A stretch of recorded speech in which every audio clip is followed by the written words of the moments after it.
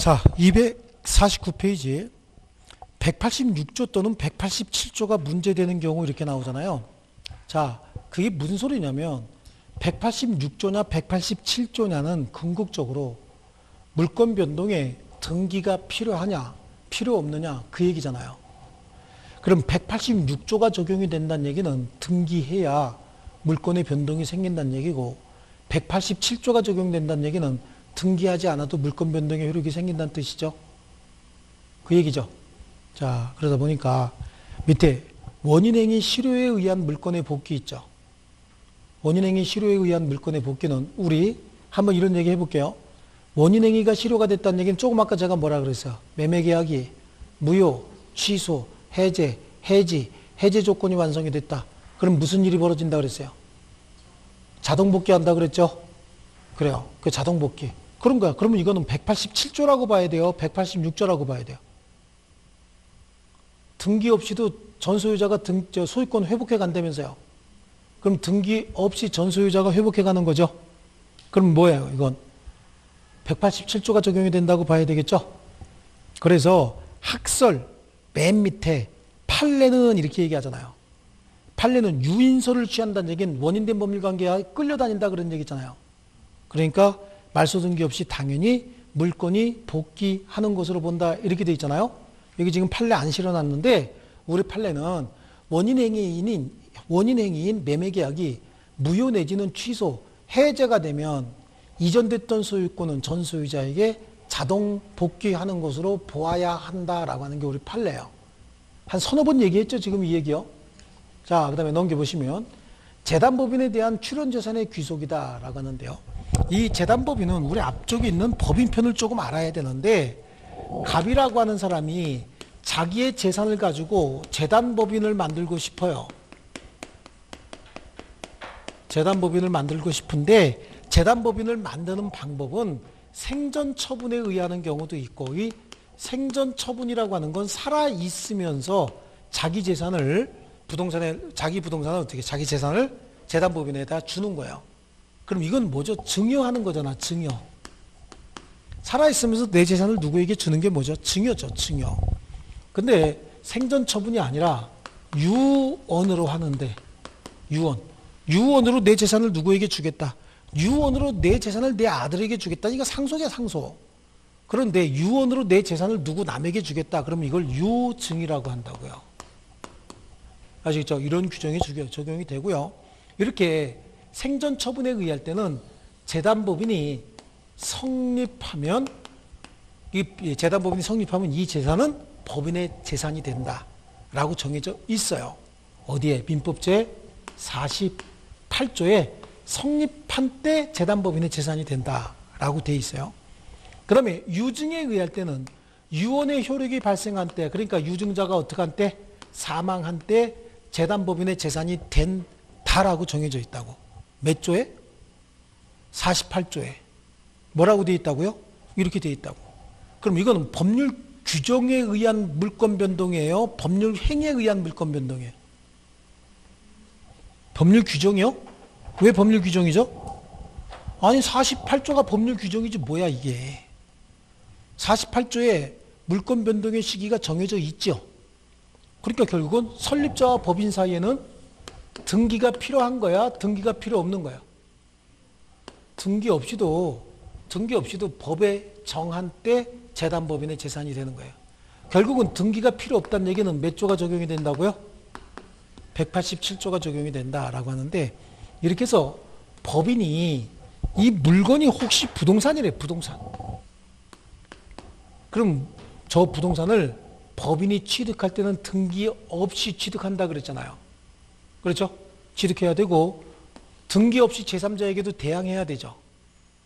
이게 원칙이에요. 원칙이 제3자에게 대항해야 되는데 재단법인의 등기의 종류는 민법상 법인의 등기의 종류는 딱 두 가지예요. 설립등기와 이거는 법인의 효력 때문에 그런 거야. 법인의 설립등기 아니면 기타등기요. 기타등기는 설립등기는 법인의 성립요건이고 기타등기는 제3자에 대한 대항요건인 거예요. 법인은. 아시겠죠? 설립 등기는 법인의 성립 요건이에요. 나머지 부동산 취득 등기가 됐든 어떤 등기가 됐든 나머지 등기는 무조건 제3자에 대한 대항 요건인 거예요. 그럼 다시 이쪽으로 돌아왔어요. 부동산 취득은 등기 없이 취득했죠. 그런데 자연인이 아닌 법인은 제3자에게 대항하려면 뭐 해줘야 돼요? 등기해줘야 돼. 그러니까 재단법인 설립자와 재단법인 사이에는 187조가 적용이 되지만 취득한 부동산으로서 제3자에게 대항하기 위해서는 186조에 따라서 등기를 해줘야 된다. 자연인이 아니고 누구기 때문에 그래요? 법인, 재단법인, 사단법인, 재단법인 다 마찬가지예요. 법인의 등기는 몇 종류밖에 없다? 2종류. 설립등기 아니면 기타 등기인데 이건 설립등기가 아니잖아. 부동산 취득등기잖아. 그럼 여기 들어가야 되죠. 여기 들어가서 등기할 사항을 법인이 등기할 사항을 등기하지 않았다. 그러면 제3자 선악불문하고 무조건 대항 못하는 거야. 법인은 뭘 안 했을 때? 등기할 사항을 등기하지 않았을 때 무조건 대항 못해. 그건 부동산 취득도 마찬가지예요. 그래서 좀 특이한 법률관계가 형성이 되죠. 설립자와 법인 사이에는 몇 조가 적용이 되고 187조가 적용이 되고 그 취득한 부동산으로 재단법인이 제3자에게 대항하기 위해서는 뭐야? 186조 등기하지 않으면 제3자에게 대항하지 못한다. 그 이유가 뭐라고요? 법인의 등기의 종류는 딱 두 가지밖에 없기 때문에 그래요. 이해하셨죠? 그래서 재단법인의 출연재산의 귀속이다라고 해서 학설과 판례, 그런데 너무 복잡하게 이렇게 해놓지 마시고 판례 밑에 갈게요. 자, 그래서요. 판례는 읽어보면 결론이 뭐냐? 재단법인 설립함에 출연재산은 법인이 성립한 때로부터 법인에게 귀속된다는 48조 규정이 있어요. 이는 출연자와 법인과의 관계를 상대적으로 결정하는 기준에 불과하여 출연재산이 부동산인 경우에도 출연자와 법인 사이에는 법인 성립 이후에 등기를 필요로 하는 것은 아니지만 이렇게 돼 있죠. 그러니까 다 주치는 게 아니에요. 그러니까 재단법인 설립함에 있어서 출연재산은 그거 줄쳐놓고요. 시험에는 그게 나오는 거야. 출연재산은 그 세 번째 줄에 부동산인 경우에도 찾으셨나요? 부동산인 경우에도 출연자와 법인 사이에는 법인 성립 외에 등기를 유하는 것은 아니다. 돼 있죠? 다만 제3자 관계에 있어서는 출연행위는 법률행위다. 그래서 출연재산의 법인의 귀속은 부동산 권리에 관한 경우에 등기를 필요로 한다. 이렇게 돼 있죠? 거기까지. 그러니까 결론이 뭐야? 결론이. 설립자와 법인 사이에는 어떻게 한다고요? 등기 없이. 그리고 법인과 제3자 사이에서는 어떻게 해야 되고? 등기해야 되고. 자, 요거고 오른쪽에 소멸시효 완성과 물권의 소멸이다 라고 하는데요. 소멸시효가 완성이 되면 이 소멸시효는 우리 시험범위는 아닌데 여기서는 등장합니다. 소멸시효가 완성이 됐다라고 하는데 소멸시효의 권리는 물권 중에 소유권은 소멸시효에 걸리지 않아요. 소유권도 제한물권 중에서는 담보물권도 소멸시효에 걸리지 않아요. 소멸시효에 걸리지 않습니다. 그러면 뭐만 소멸시효에 걸려요? 용익물권만 소멸시효에 걸려요. 소유권이나 점유권은 소멸시효 대상이 아니다라고 얘기해요. 그러면 소멸시효에 걸리는 권리는 요거는 암기사항이에요. 뭐밖에 없다고요? 용익물권. 용익물권은 20년에 소멸시효에 걸린다. 자, 소멸시효란 말 처음 듣죠? 시효라고 하는 말은요. 시간이 경과되니까 일정한 법률 효과가 생긴다를 줄여서 시효라고 한다고.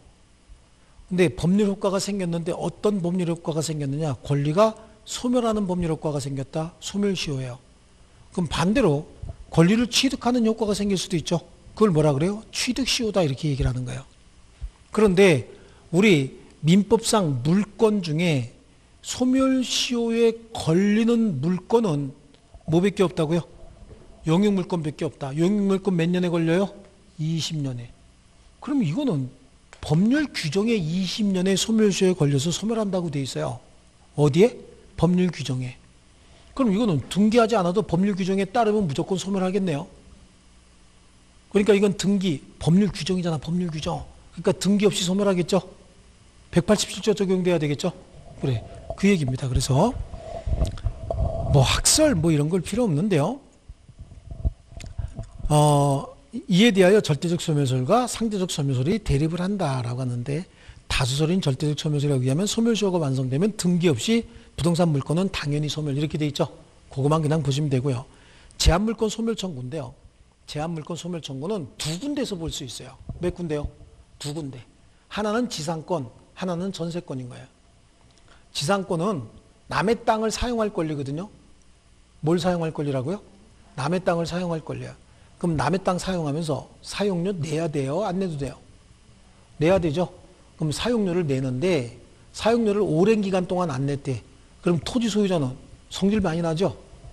그래서 지상권자가 지료를 2년 이상 연체했대요. 몇 년이요? 길게도 안 냈다, 그죠? 2년 동안 안 냈대요. 그러면 토지 소유자가 지상권 소멸 청구해버려요. 그럼 지상권 소멸 청구하게 되면 즉시 소멸해버립니다. 그래서 우리 민법에 지상권 소멸 청구에 의해서 소멸한다 이렇게 돼 있어요. 뭐라고 얘기했다고요, 제가? 언제요? 2년 이상의 지료를 연체하게 되면 지상권 설정자인 토지 소유자가 지상권 소멸 청구하게 되면 즉시 소멸해버립니다. 그러니까 이건 법률 규정에 정해진 대로 소멸하는 거죠. 말소 등기해야 소멸하는 게 아니겠죠? 네, 그래서 쟁점 뭐 이런 거 넘겨보시고요. 학설입니다, 학설. 그래서 소멸 청구권의 성질이 형성권이다. 말소 등기 없이도 소멸의 효과가 발생한다. 보이시죠? 이게 뭐예요? 다수설인 거예요. 187조. 등기 없이도 소멸한다. 그 다음에 제한물권의 소멸 통고인데요. 제한물권의 소멸 통고는 우리 전세권에서 나와요. 전세권에서. 전세권에 기간 정함이 없는 전세권이 있어요. 기간 정함이 없는 전세권은 양 당사자가 언제든지 상대방에게 전세권의 소멸을 통고하고, 소멸 통고하게 되면 6개월이 지나면 소멸한다고 법에 정해져 있어요. 어디 정해져 있다고요? 민법에 정해져 있다고. 그러면 소멸 통고에 의해서 소멸한다는 얘기는 민법에 정한 절차에 따르는 거죠. 그렇잖아. 법에 그렇게 정해져 있다면서. 그럼 법에 정해진 절차에 따라서 소멸하는 거죠. 말소 등기 해야 될까요? 안 해도 되겠죠. 법률 규정에 따르는 거니까. 이해하셨죠? 예, 좋습니다. 그래서 제한물권 소멸 통고도 우리 말소 등기 없이도 소멸한다. 그래서 맨 밑에 줄에 보면 다수설은 소멸 통고를 형성권으로 봐서 말소 등기 없이도 전세권은 소멸한다고 본다라고 하는데, 그러니까 이게 서론이 길면 안 돼요. 결론만 가지고. 그럼 다시 한번 이쪽으로 와보세요. 머릿속으로 반추 한번 해볼게요. 소멸시효가 완성이 돼서 용익물권이 소멸한대요. 왜 소멸할까요? 소멸시효가 완성이 돼서 용익물권이 소멸한다고요. 왜? 법률 규정에 그렇게 돼 있어요. 그럼 이건 말소 등기 해야 소멸하는 거야? 기간만 되면 소멸하는 거야? 기간만 되면 말소 없이도 소멸하는 거죠. 그죠? 그 다음에 전세권의 소멸 청구, 지상권의 소멸 청구가 있었대요. 아까 지상권은 2년 동안 지료를 연체했대죠. 그럼 소멸 청구에 의해서 어떻게 한다고 했어요? 즉시 소멸한다 그랬잖아요. 전세권의 소멸 청구는 언제 하냐면, 전세권자가 전세 목적물을 빌려줬어요. 전세권 설정자가. 전세권 설정자가 자기 집을, 갑이 전세권 설정자고 전세권자라고 해볼게요. 자기 집을 얘한테 전세권을 설정을 해주는데, 이게 집이었다니까, 집. 그럼 특별히 정하지 않아도 우리 이거 뭐 어떤 목적으로 써야 되죠? 주거용으로 써야 되죠. 에? 근데 전세권 설정자가, 집주인이 어느 날 이렇게 쓱 가서 봤더니 이걸 주거용으로 안 쓰고 무언가 하면서 노라스 있었죠? 무언가 하면서 노라스. 이걸로 쓰고 있대요. 이게 뭐야? 룸사롱이잖아. 뭔가 하면서 노는데 맞죠? 그래요. 이게 다 우리말에서 나온 거야. 영어 다 보면 별거 아니야. 다 우리말이야, 원래가. 그렇죠? 그럼 갑이 놔둡니까, 그냥? 용법을 위반했잖아요, 지금. 그럼 어떻게? 당장 방빼 그러죠? 이게 전세권 소멸 청구라고. 그러면 얘가 못해 그럴 수 있어요, 없어요? 없어요. 무조건 소멸하는 거야. 못해 그러고 계속 영업해야 되겠어 이거? 안 되잖아요. 뭐 가수 뭔가 뭐 누구는 자기 부동산 어떤 애들이 룸사롱으로 퇴폐업소했다고 얘 처벌받게 생긴 거 아니냐고. 집주인이 이거 절대 그냥 안 놔둡니다. 그런데 그걸 몇 개월 동안 더 하게 놔둔다고요? 그러다 걸리면 어떡하려고 그래. 아시겠죠? 그러니까 이건 어떻게 한다? 즉시 소멸하는 거예요. 그러니까 186조요, 187조요. 187조죠. 등기 없이도 소멸하는 거겠죠. 자, 그 다음에 전세권의 제한물권의 소멸통고 있죠. 소멸통고는 전세권이야, 전세권. 아시겠죠? 전세권도 기간 정함이 없는 전세권, 당사자 언제든지 소멸통고할 수 있고, 소멸통고가 상대방에게 도달하게 되면 6개월 있다 소멸한다고 돼 있죠. 그럼 그건 법률 규정에 의한 거예요? 법률 행위에 의한 거예요? 법률 규정에 그렇게 돼 있죠. 그러니까 등기하지 않아도 된다는 얘기예요. 됐죠? 자, 좋습니다. 이제 오른쪽 페이지에 부동산 등기인데요. 원래 이 부동산 등기는 여러분 수업 시간에 보면 시험 과목 중에 부동산 공시법이 있어요. 공시법. 그럼 원래 공시법에서 다루기 때문에 민법에 나오면 안 돼요. 근데 슬금슬금하게 이제 민법에 이렇게 냅니다. 예, 그래. 참 웃기는 거죠. 원래 민법에는 등기가 나오면 안 돼. 민법에 어디에도 등기가 없어요. 등기에 관한 규정 전혀 없어요. 근데 민법에 슬금슬금 한 문제씩 가끔 내는 경우가 있어요. 근데 등기법처럼 그렇게 전부 다 내진 않아요. 필요한 거 몇 개만 이렇게 냅니다. 아시겠죠? 그래서 거기 보면 굉장히 등기의 이론적인 게 굉장히 많이 나와 있는데, 등기는 어떤 효력이 있느냐, 이거 한번 정리 한번 해볼게요. 등기라고 하는 건 실체권리관계와 등기관계가 일치하느냐 안 하느냐, 이게 제일 가장 중요한 거예요. 등기는 뭐예요? 공시죠, 공시. 공시 맞나요? 등기는 공시이기 때문에 실체권리관계와 등기관계가 일치하면 유효인 등기고, 실체권리관계와 등기관계가 일치하지 않으면 그건 무효인 등기예요. 그러니까 등기가 가장 중요한 건 일치하느냐 안 하느냐. 그래서 등기의 효력을 따질 때는 항상 실체권리하고 등기를 비교합니다.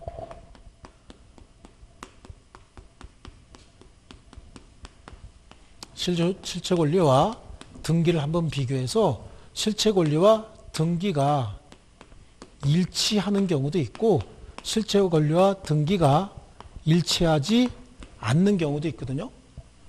그럼 실체권리관계와 등기관계가 일치하면 이거는 등기 내용대로 효력이 발생하는 거 아니겠어요? 일치할 때 효력이 발생하는 거겠죠? 그럼 그 등기의 효력은 등기가 가등기와 종국등기, 본등기로 이렇게 나눠져요. 본등기 이렇게 나눠지는데, 실체권리관계와 등기관계가 일치하지 않으면 효력이 발생하지 않는다라고 얘기합니다. 효력이 발생하지 않는다는 얘기는 그 등기는 뭐가 된다? 무효가 된다. 그런 얘기인데, 요건 5개 파트 정도에서만 보시면 돼요. 그리고 요 정도 알면 등기법도 어느 정도 이제 커버할 수는 있는데, 일치하지 않는다라고 하는 건 원래 유효인 등기가 있었다가 그 등기가 원인 없이 말소됐다. 이걸 등기의 불법 말소라고 얘기해요. 등기가 불법으로 말소가 됐다. 자, 요거 한번 정리해 볼게요. 등기가 불법 말소됐다는 얘기는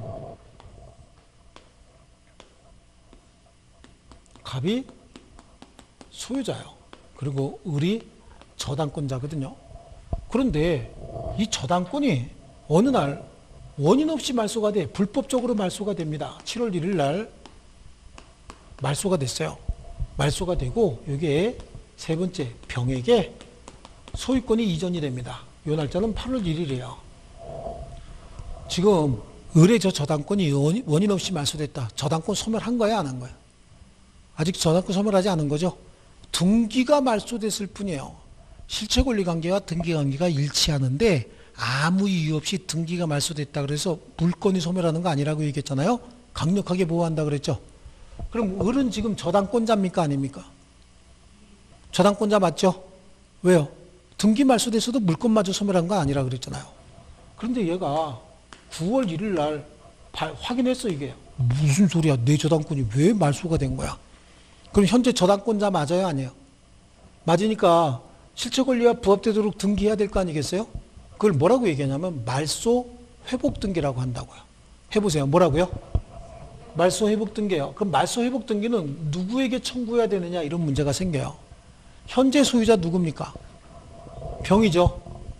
그렇죠? 예, 말소 당시 소유자는 누구죠? 갑이잖아요. 그럼 누구에게 말소 회복 등기를 청구해야 되느냐 이런 문제가 생기는데 이거 말소한 놈이 누구죠?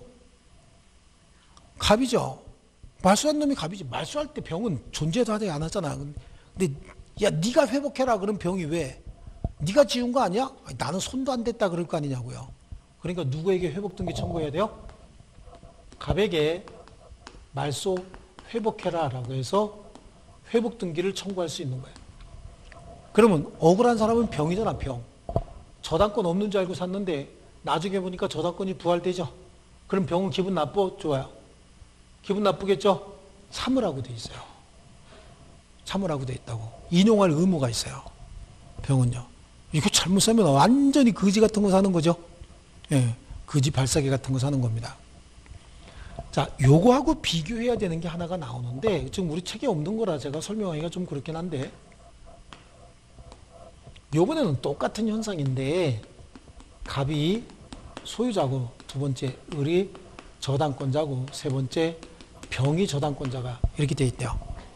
이때 이게 선순위다 그런 얘기잖아요. 그런데 이게 7월 1일자로 원인 없이 말소가 됩니다. 왜 말소됐는지도 모르고 말소가 됐어요. 말소가 되고 8월 1일자로 정이 저당권을 실행을 합니다. 경매를 실행하는 거야. 저당권 실행.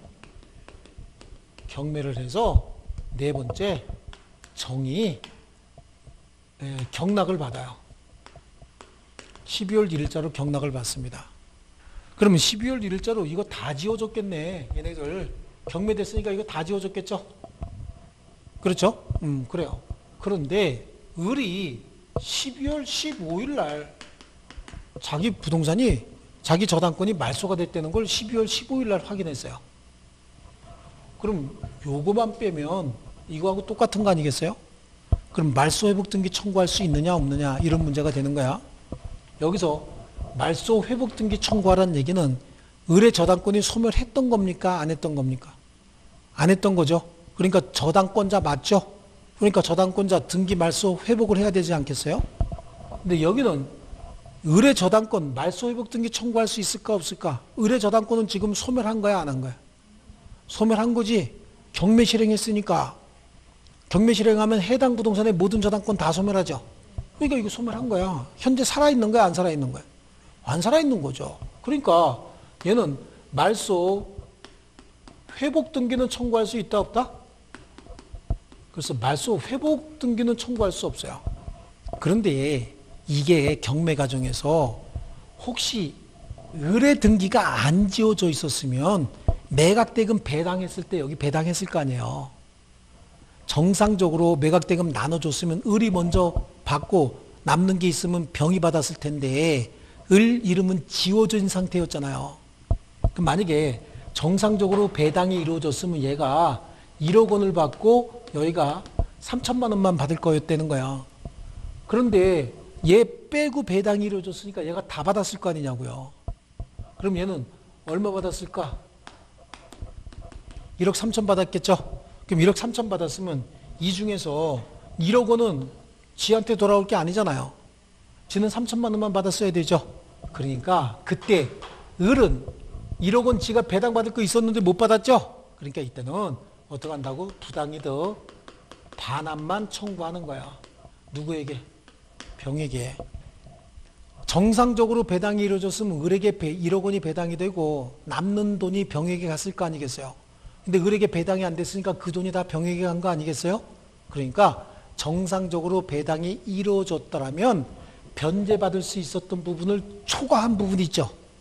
이게 부당이득인 거야. 그러니까 부당이득 돌려달라고 하는 겁니다. 이렇게 할 수 있다는 얘기예요. 그래서 등기의 불법 말소는 이렇게 정리하는 거예요. 자, 그 다음에요. 양적 불일치예요. 등기에 양이 일치하지 않았다. 양적 불일치인데, 자, 요거는 또 어떤 문제냐? 요게 이제 1번이라고 할게요. 1번. 이렇게. 여기 있는 거 1번. 불법 말소에 몇 번? 1번. 그럼 양적 불일치는 2번이라고 하면 되겠죠? 요건 1번. 쌍방간에 갑하고 을이 저당권을 설정해 주기로 한 거야. 저당권 설정의 합의는 5천만 원 저당권 설정해 주기로 합의했어요. 그럼 가서 저당권 설정 얼마 해주면 되는 거야? 5천 해주면 되는 거죠. 그런데 저당권 설정 합의는 5천만 원 했는데 실제 저당권은 7천만 원을 등기했다는 거예요. 오, 그럼 갑이 취득해야 되는 저당권은 5천짜리잖아요. 근데 실제 얼마 취득했어요? 7천 취득했죠. 그럼 갑의 권리는 5천짜리인데 7천이 설정됐다는 얘기는 갑의 권리가 다 표시되어 있다 그 얘기죠. 갑의 권리 얼마짜리라고? 5천짜리인데 얼마 표시됐다고 지금? 7천이라고 표시됐으면 갑의 권리는 다 표시되어 있는 거잖아, 저 안에. 그러니까 이 등기는 뭐가 되는 거죠? 유효인 거예요, 유효. 유효가 돼야 되지. 갑은 자기가 받을 권리가 얼마요? 5천. 근데 얼마 표시돼 있어? 7천. 그러니까 자기가 받을 권리 다 표시됐죠? 그러니까 유효죠. 그 대신 갑은 권리 행사할 때 7천 행사해, 5천만 행사해야 돼. 5천만 행사해야 되는 거예요. 근데 그 반대로 쌍방 간의 합의는 5천을 설정해 주기로 합의했는데 표시는 얼마나 됐다고요? 3천만 표시가 됐다라고 하는 거예요. 갑이 취득해야 되는 권리가 얼마라고요? 5천. 근데 표시 얼마 돼 있다고요? 3천. 그러면 다 표시됐어? 조금만 표시됐어요? 일부만 표시됐죠? 그럼 이거는 일부 무효의 법리에 따라서 해결해야 되는데 만약에 갑이 성격이 좋은 사람이면 야 5천 해줘야 되는데 왜 3천만 해왔어? 야 내일 2천 더 해와. 이거 3천 유효로 할게. 그래서 합산해서 5천 만들면 되죠. 그렇게 해서 3천 유효로 하고 2천 더 받아도 큰 문제는 없잖아요. 근데 나같이 성격 안 좋은 사람은 에이 다 지워. 그리고 내일 5천짜리 다시 해와. 그럴 수도 있다는 얘기예요. 그래서 일부 무효의 법리, 우리 앞에서 배웠을 때 법률행위 일부가 무효면 그 전부를 무효로 하되 무효 부분이 없더라도 법률행위를 하였을 것이라고 인정되면 나머지 부분은 무효가 되지 않는다고 얘기했죠. 그래, 원래는 전부 무효야. 지우고 다시 해와 그래야 되지만 일부 무효의 법리에 따라서 이거 유효로 하고 추가적으로 내일 더 해와 라고 할 수도 있는 거겠죠. 그러니까 여기는 두 가지 법리가 적용이 되는 거예요. 이게 양적 불일치다라고 해서 요거 양적 불일치. 그 다음에 세 번째 표시의 불일치. 등기 표시가 일치하지 않았대요. 등기의 표시의 불일치입니다. 이 표시의 불일치는요, 갑이 자기 땅이 갑소유 땅이에요. 근데 이게 원래 7번지였는데 분할해서 7의 1번지예요. 이게 7의 1번지 후에다가 건물을 지가 신축을 했어요. 신축을 해서 8월 1일 날 가서 소유권 보존 등기합니다. 신축했으니까 소유권 보존 등기 해야 되겠죠? 보존 등기 하는데 그날 기분 좋다고 술을 너무 많이 먹었어요. 그래서 원래 얘는 7의 1번지는 없었죠? 7번지만 있었던 거야. 그러니까 땅 주소 적으려면 맨날 7번지만 적었던 거죠. 술 취해서. 그리고 9월 1일 날 가서 이 등기부를 띄는데 등기부 있어요? 없어요?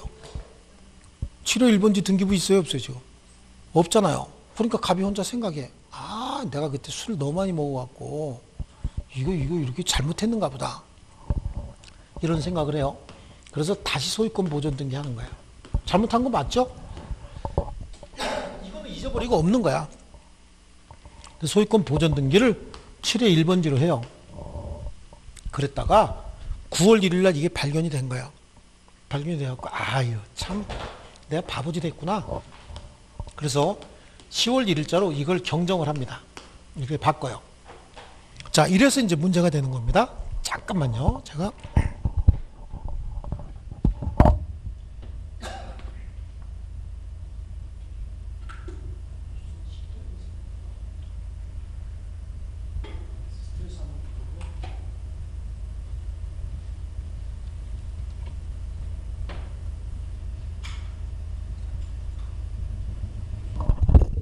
죄송합니다.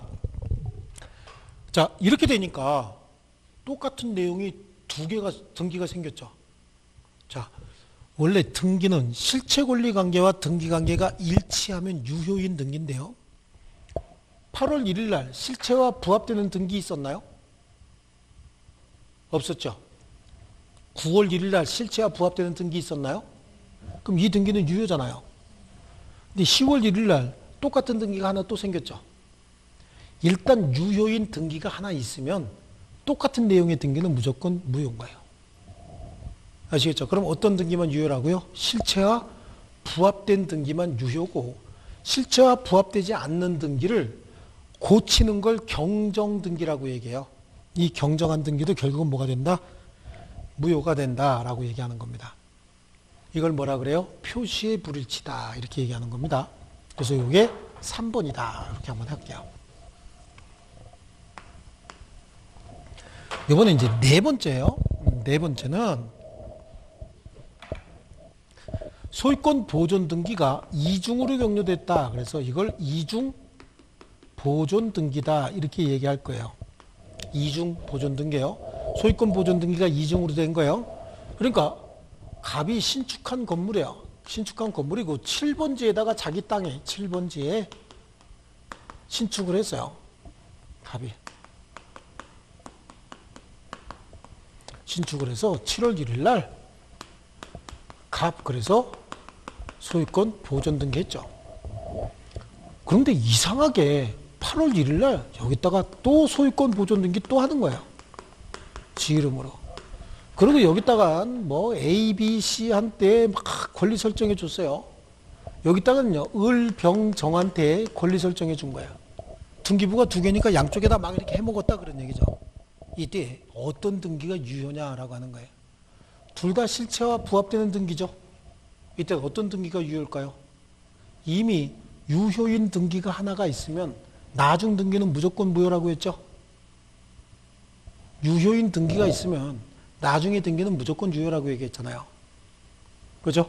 이거 무조건 선 등기가 유효고 후 등기는 무조건 무효예요. 자, 그런데 이런 일도 또 생길 수 있어요. 갑이 신축한 거 맞아요. 갑이 신축을 했고, 그래서 7월 1일 날 갑이 소유권 보존 등기를 7월 1일 날 했어요. 하고 이걸 을에게 매각을 합니다. 매매를 했어요. 그럼 매매했으면 얘한테 소유권 이전 등기 해주면 될 거 아니겠어요. 여기다가 소유권 이전 등기 해주면 깔끔하죠. 근데 소유권 이전 등기 해주는 게 아니라 을에게 소유권 보존 등기를 또 해주는 거야. 8월 1일자로. 이걸 뭐라고 얘기하냐면 모두 생략 등기라고 해요. 뭐라고요? 모두 생략 등기. 모는 모소리 할 때 모소리는 튀어 올라 있죠. 이게 우위로 튀어 올라 있다. 그래서 모소리가 우위로 튀어 올라 있다. 요걸 생략했다는 얘기야. 그래서 우리 모두 연설이다 이런 얘기 가끔 해요. 모두 연설은 뭐죠? 앞에 튀어나온 부분 연설이다. 그러니까 제일 먼저 하는 연설이다 그런 얘기야. 그러니까 이런 등기를 원래는 갑 이름으로 등기하고 그 다음에 을 이름으로 해야 되잖아요. 그런데 갑 이름 빼고 을 이름으로 바로 등기했죠. 이걸 모두 생략 등기다. 일종의 중간 생략 등기예요. 이게. 자, 여기에 A, B, C한테 후순위 권리 설정해 줬을 테고 여기는 병, 정, 무에게 등기 설정해 줬다라고 하는 거야. 이때 어떤 권리를 유효로 할 것이냐 이런 문제가 생기는 거예요. 매수인 명의로 소유권 보존 등기 됐죠. 이거는 신축자 명의로 소유권 보존 등기 됐잖아요. 이때도 이 등기도 유효인 등기잖아요. 먼저 격려된 등기가 원인 무효가 아니라면 나중에 격려된 등기는 무조건 무효입니다. 아시겠죠? 그러니까 이때도 이 등기가 원인 무효가 아니면 이 등기가 무조건 무효가 된다고 얘기를 했죠. 그래요. 동일인 명의일 때는 볼 것도 없어요. 볼 것도 없이 무조건 선등기가 유효고 서로 다른 사람 명의일 때는 비록 매수인 명의로 등기가 됐다라고 하더라도 먼저 격려된 등기가 원인 무효가 아니라면 이건 뭐가 된다고요? 무효가 된다. 아시겠죠? 이중 보존 등기예요. 자, 그 다음에 하나는 이제 중간 생략 등기라고 하는 게 있어요. 등기 과정의 불일치다. 그래서 뭐가 있다가 중간 생략 등기라고 하는 게 있는데 이 중간 생략 등기 여기까지가 사실은 여기서 제일 나올 수 있는 게 요거 두 개예요. 요거 두 개. 두 개 가장 중요하고요. 중간 생략 등기는 또 수시로 잘 나옵니다. 그러니까 요 중간 생략 등기는 이제 우리 다음 시간에 하기로 하고 잠깐만 이제 253페이지 거기 253페이지 자체는 볼 거 없습니다. 민법과 관련돼서 등기법은 모르겠으나 자, 내용 넘겨볼게요. 여기 기입등기는 뭐고 경정등기는 뭐고 변경등기는 뭐고 말소등기, 멸실등기, 회복등기 그 다 필요 없고 본등기, 가등기 나오죠. 이 본등기, 가등기는 실체권리관계와 등기관계가 일치할 때 그때 전국적으로 최종 등기를 본등기라고 하고 그 다음에 나중에 본등기하기 위해서 미리 하는 예비등기를 가등기라고 한다. 효력을 물어보는 것도 아니고 넘겨보시면 자 절차는 어떻게 되느냐. 절차 다음 페이지 넘겨보세요. 거기 중요한 거 없어. 줄 안 쳐도 돼요. 등기 절차는요. 등기 신청해야 되는데 등기 신청할 땐 공동으로 신청해야 되죠. 매도인 매수인이 공동으로 신청해. 근데 매도인 매수인이 없으면 어떻게 해요? 매도인 매수인이 없으면 공동으로 신청할 수가 없죠. 없는 경우가 어떤 경우가 신축했을 때 신축했으면 나 혼자 단독으로 신청할 수밖에 없겠죠. 그러니까 당사자가 2명이면 공동 신청이고 당사자가 1명이면 단독 신청할 수밖에 없는 거고. 그렇죠? 뭐 이게 어려운 거 아닙니다. 그 다음에 오른쪽으로 가면요. 등기 청구권. 자, 넘겨보시고 등기의 효력을 한번 볼게요. 등기의 효력. 자, 본등기의 효력과 오른쪽 페이지로 한 페이지 넘겨보시면 가등기의 효력이 나오죠. 261페이지. 예, 본등기의 효력과 가등기의 효력은 우리 요거 끝나고 할 겁니다. 요거 끝나고. 그럼 지금 등기, 실체권리와 등기가 일치하지 않는 걸 봐야 되는데요. 자, 거기 뭐 262페이지에 물권 변동을 가져오는 등기의 요건의 형식적 유효 요건 뭐 거기 나올 때 맨 밑에 보니까 뭐가 나와요? 이중 보존 등기 나오죠. 이중 보존 등기. 자, 거기는 오른쪽 페이지로 갑니다. 오른쪽 페이지에 이중 보존 등기 판례가 동일한 부동산에 관하여 이중 등기가 격려되었더라도 그중 하나가 부동산 표시에 있어서 실체와 현저한 차이가 있으면 그 등기는 무효라고 볼 수밖에 없는 거잖아요. 그래서 어떻게 부동산 실체와 합치되는 보존 등기만이 효력을 갖는다. 거기 줄칩니다. 부동산 실체와 합치되는 보존 등기만이 효력을 갖는다. 그거 보이시죠? 그거 줄쳐 놓으시고요.